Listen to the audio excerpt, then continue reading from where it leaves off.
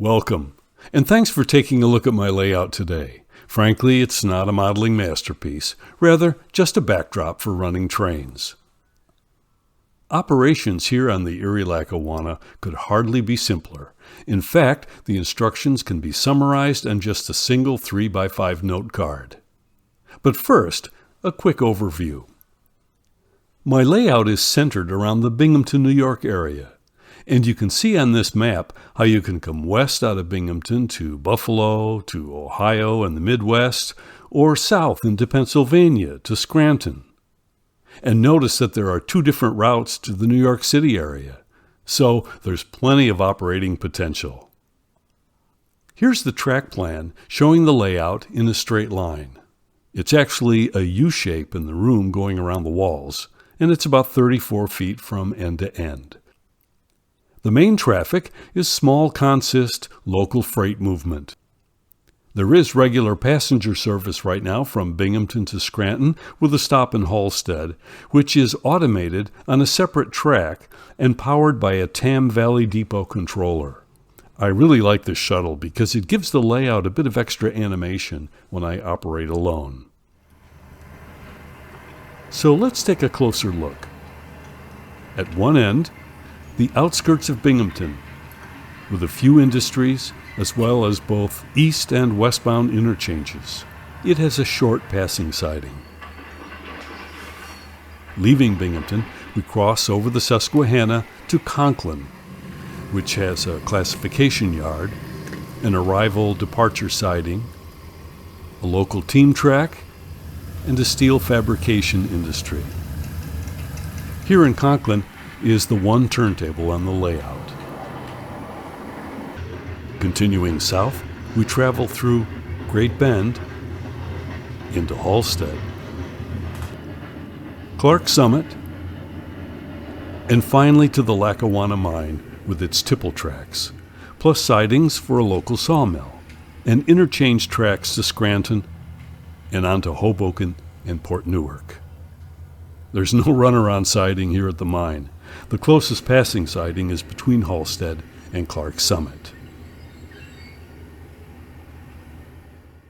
Train control on the layout is handled by NCE cabs.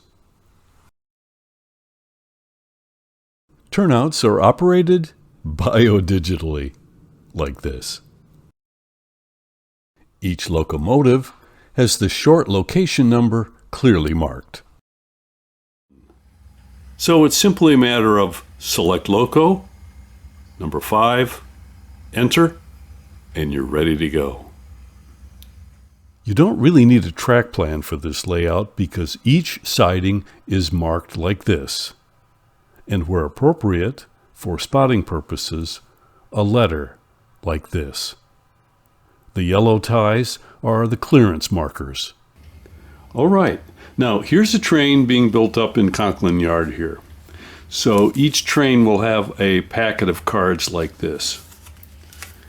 So one card goes for the locomotive itself, giving some particulars and which of the function keys are operative.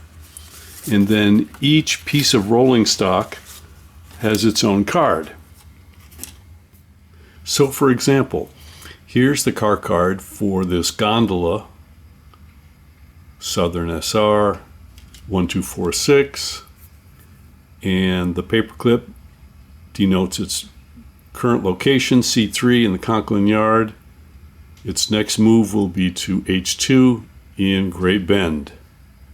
So each piece of rolling stock has a card like this that will show where it is located and where it's heading.